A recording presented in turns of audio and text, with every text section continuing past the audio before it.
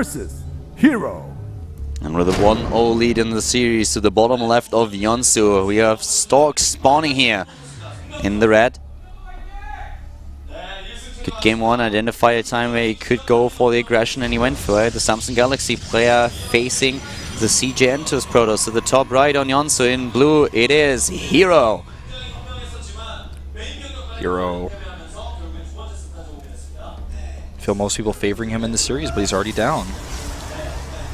And we'll see how he transitions into game number 2. Stork, I really liked how he played game 1, where he saw his opponent's Twilight Council, he scouted early, went for the Dark Shrine. Unfortunately for him, he wasn't able to keep that hidden. Had he, and had Hero not added the robotics and responded, might have been able to get a lot of damage done with that. So the fun thing for me in the last game was really when Stork moved out and really put all that aggression on the third base of Hero, that Hero was able to sneak those 2 Zealots into the mineral line at the top right. And they were doing so much damage. They killed basically everything. Exactly. And it was just like Hero was not able to withstand that much pressure from Stork. If he could have defended there, they would have traded like evenly at the bottom. Those 200 minerals that basically that Hero sent to the top left would have won him the game. And then probably all the Protoss units at the bottom right were just messaging the 2 Zealots, guys, kill that stuff faster, kill that stuff faster. We are getting in trouble here. So take those down. But it was just so awesome to see that Hero immediately when that attack happened is like, all right, I'm going to move something up there, it's going to distract you, it's going to do a lot of damage, and if we actually trade evenly here, I will have a massive lead just because I get the better economy out of this. In the end, the 2 Zealots didn't really come into play anymore, but I really like that he did that. Yeah, I do as well. I just really feel like he could have set that engagement up a little bit better. That was his biggest problem. Even with a good setup, the army for Stork was much better because he didn't invest in the third base, all those gateways, the cannon. Here's a scout for Hero. He's just going to harass with his probe now, and Stork will do the same. They're both scouting at about the exact same time here. Second gateway goes up for Hero, and this is spotted by Stork's probe, and he adds his own gateway in response. And we have, of course, the probes just trying to annoy the mining a little bit. It's one of the things that you can do, just mine from the mineral patches as well and try to screw the mining of your opponent up, maybe even attack a few of the probes and try to force him to pull his off. Tiny little things that screw with your opponent a little bit. Yeah. It's not so much about the minerals that you actually steal, it's more so about that you distract your opponent, and that might result in him just missing a bit of timing and not having a really crisp opening, but just missing a few seconds here, missing a few seconds there, and that can really add up. Yeah, it certainly can. You can make mistakes because of that. And if you don't respond, then you might lose a probe. Twilight Council here for Hero. And what's Stork? Same? No, Stargate. This, depending on what Hero's doing, this could be a really interesting game. Most of the time in Pro vs. Pro, you see Oracles. But every now and then Phoenixes. And then sometimes Phoenixes lead to Phoenix versus Phoenix, and that gets crazy. But I don't think this game's going to go that way, just considering that one player goes Twilight. It's going to be hard for him to transition out. And that one probe actually given a tank to that Stalker, and that means that the Stalker of Hero has to go back, and the probe is saved. Nice micro there by Stork. I mean, it's now once again going to be about the scouting. Hero is already in a spot where he gets more. He gets another gateway, so he's on 3 already. He gets also a lot more Stalkers into the game. And what we have for a Stork is an Oracle that shouldn't do too much damage. We have already the Blink ability started, so if Hero plays this at the beginning just a bit passive against what he's going to scout, most likely going to scout with his Mothership Core, he should be able to defend against the Oracle. If Blink is then done, he might even be able to Blink in, take it down. Won't be at the first attempt. But then, if he really pulls that off, he's the one who can become really aggressive. And he sees already what's going on there. Needs to escape from the Stalkers now, though. Yeah, what's going to happen now is, because he's able to identify this, he's just going to leave about 2 Stalkers at home while he continues to attack. What he might do is make a Nexus. Okay, he's going to do that. Because if you attack into this, he's also seen the robotics. And if you attack into this and you don't do like enough damage to end the game, and then your opponent has Oracles harassing you and can also expand, then you're in a horrible place. So he's going to use the Blink Stalkers for pressure, but he's still going to expand behind this, so he's no longer going to make this so aggressive. Yeah, both of them are currently expanding, and this is going to be a little longer game. Here comes the Oracle, taking a few hits immediately, not going down, of course, and anything like that, but the aggression has been thwarted so far, so Stork's attempt to go into the mineral line and take down probes was not really successful. And now it's time for Hero to add his own tech, so he's going straight into a Stargate in addition to the blink that he already has. Going to defend his Nexus too, but it's pretty dangerous for him to move those Stalkers out of the main base because that Oracle is still there and trying to move in. But another set has been warped into the mineral line, so for now he's safe. I wonder if he saw the Stargate with that Oracle. I think he did. But this is going to become possible, that Phoenix versus Phoenix game I was talking about, if the idea for Hero is to go Phoenix. And wow, nice. He can actually blink, I believe. Yes. Revelation goes off, but that was well done. This probe sees everything. He knows exactly what's up against. No scout on the Twilight Council or the Stargate as it is. Seeing the warp ins here, he knows exactly how aggressive his opponent's about to be. And there's only one Immortal. Yeah, only one Immortal. He needs to just trade against these sentries potentially before the Immortal is there. That would be ideal. He's going to actually fight the Stalkers instead. Guardian Shield helping out quite a bit. Yeah, doing a good job there. Not sniping the sentries just yet, but he took down 2 Stalkers. And now back at home, we have Phoenixes started. Yeah, and you know, if he continues this aggression, the Phoenixes can actually pick up the one or two Immortals, exactly. And then just fight on the ground. That's exactly what he's going to do here. So far, we don't. Okay, we see him now going back into the pro production. For a long time, it looked like he really wouldn't use the second Nexus just yet. But he can definitely do that. He can go in with one of the Phoenixes, can just simply lift the Immortals, and then try to do as much damage as possible, move back, and maybe even win the fight big time. I mean, he's just going to take control of the game with the Phoenixes. He already has Blink Stalkers, which are mobile and harassy, and he's got the momentum with them, and then the Phoenixes are going to give him even bigger problems. It's even the main base. He can go in the main base with the Phoenixes, and so far Hero does a great job. I mean, he's moving in again, snipes another Stalker, blinks away, so right now he's doing a great job at just harassing Stork wherever he can, and now it's time for the Phoenixes to enter the main base, or even just help out here and lift 1 or 2 units into the air. Yeah. He's got the Phoenixes for vision too, funnily enough, to blink in, and then he can go to the natural. Also, don't forget about the Mothership Core, which is always going to be a rest here. So 2 shots, another probe goes down. 3rd Phoenix is here. Yeah. And Stork's just staying at the natural because he's concerned about the Blink Stalkers that are there, but he needs to actually respond to this. Yeah, this is starting to add up. He just moves back with the Phoenixes. Now the Stalkers have a chance of moving in, but there are 3 Immortals now already.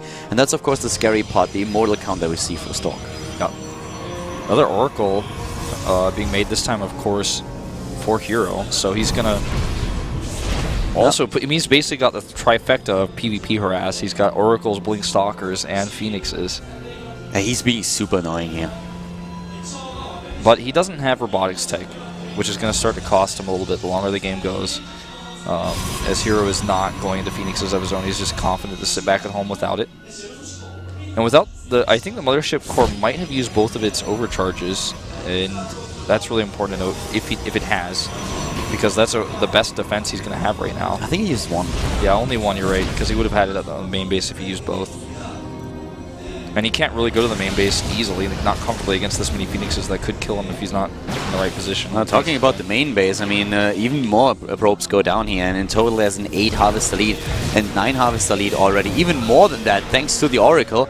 4 heroes, 10 Harvesters killed, so he's doing a great job with his harass in this game. Stalkers, Blink Stalkers coming in here as well on the natural. Maybe going to get some gas probes. Forces the second overcharge, which means that there's an opening in the main base for Phoenixes to come back in if they have an opportunity with those Stalkers over there. He's bringing the pain, and he's bringing it on. So far, Stork was just sitting tight, and he is losing more and more, whereas at the same time, Hero has a great income. Once more in the main base, but the Stalkers are still there. Can snipe a Phoenix if they're careful. They don't have Blink just yet. Nice snipe. Gets another 2 snipes and just moves back. Doesn't even lose a single Phoenix there. Well done by Hero. 12 Harvesters killed in total now. 2 cannons going up for Hero back at home. He's starting his own Immortals. And he's getting the Forge upgrades. I think he's going to take a 3rd base faster because he has that harass force on the ground. And there's that 3rd base. With the harassment force he has, the attacks from Stork, if he tries to go for a big push, he's going to get punished for it. We saw last game, though, if Stork has a big enough army, then he can just ignore the punishment and just end the game. But that's usually not with this type of composition. Oh, what is Stork doing? Oh my god, I cannot believe he allowed that. Wow, snipes an Immortal of all things. This is one of the things that never happens, that you never speak of. That's like... I don't know, man. I can't even compare that. That's like killing a ghost. It's like you can't. It's like ghosts aren't real. How did you kill? What did you do? It's like unbelievable. It's like, yeah, he was just attacking the rocks and I killed his Immortal. It's like no one is going to believe that story here. Good luck telling that one. Yeah, but he loses. Okay, I think that's one of the first units that Stork is actually able to kill in the game. I think he killed 2 probes before that, but that was about it. But yeah, that Immortal Snipe, that was super important here. So great job by Hero. Setting out Temp a little wall over there. He's got the ability to move over that third base. There's just all these small things that now happen for him. He has the faster +2 attack. There's a feedback. That's one way to shut down and harass. You can also do that to the Phoenixes, so... But we have now +2 started, or nearly halfway done for Hero, where Stork doesn't even have his +1 completed, which is a big deal. We have, of course, with the added tech for Stork already now his Templar Archive, but at the same time that he has the Archons, we have the charge upgrade nearly completed for Hero.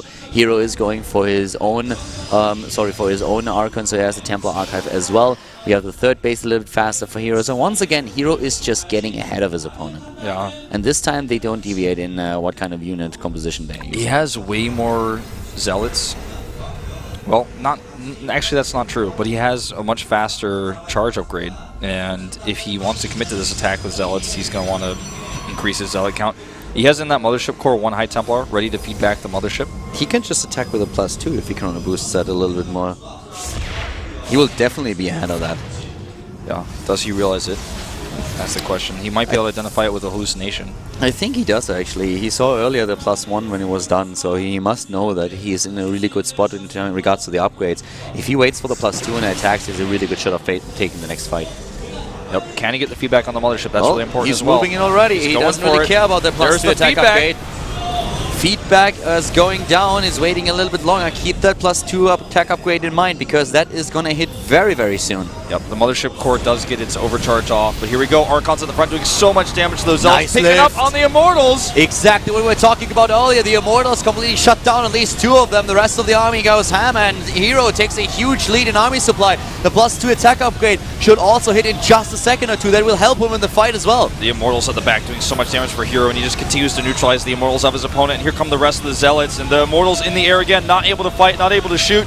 And that's going to be game. He's just lost way too much here, and Stork will have to play a game 3 in this series. More Zealots charging in. The Colossus is out just to look awkward, and GG. Hero with a +2 attack upgrade goes in and claims victory in game number 2, forcing Stork into a 3rd map. Really nicely played game there by Hero. Definitely time to take off the coat, says Stork. It's time to get serious. That was a really cool game because we got to see all forms of harassment from Hero, whereas Stork was trying to be the rock and just defend and get ahead as a result of that. He was able to identify that Hero wasn't going to commit too much to the Phoenixes. The Phoenix for him were very late, but they did a lot because they killed probes. They picked up the Immortals at the end of the game, which is perhaps arguably their most useful role in the entire game. They also kept the Mothership core occupied, and then he was able to get Oracle kills. He really just did everything he could have done, getting a free Immortal. Just all of these little things really start to add up. Where did he get his coffee? I thought we knew all the coffee places around here, but I don't know which that is. I think that's Holly's Coffee. Where's that? Oh, the Hollies across the street. I think that's Holly's Coffee, yeah. Yeah. Don't worry, Color. You know all the coffees. You were not wrong. You were not wrong. Yeah, I thought like, wait a second. There were no I know all coffees. the coffee places around here. I know all of them. Where's that mug from? That cup. I couldn't identify it, but yeah, that could be all these. Yeah, I'm pretty sure. I think I saw the LLY at the end there. Hey guys, it's actually pretty fun in Korea. So many coffee shops that when I was in Germany, I was looking for those. I just wanted to grab coffee. I had to walk for ages until I found one. Until I finally stumbled into a Starbucks. Like, there's a coffee shop like every 5 meters, 10 meters. If you're in one of those like shopping areas or whatever, there are thousands of them. And when I was back in Europe, I was just trying to get a coffee and I couldn't get one, like anywhere. Also the same when I was at Take's place. Harstem and I was working through Krefeld and we couldn't find anything. I was like, where's my coffee? I got addicted in Korea. Damn it. Game 3 coming up here. Now Protoss versus Protoss at the GSL Code S, ladies and gentlemen. Stork versus Hero. Brought to you by Colin Wall.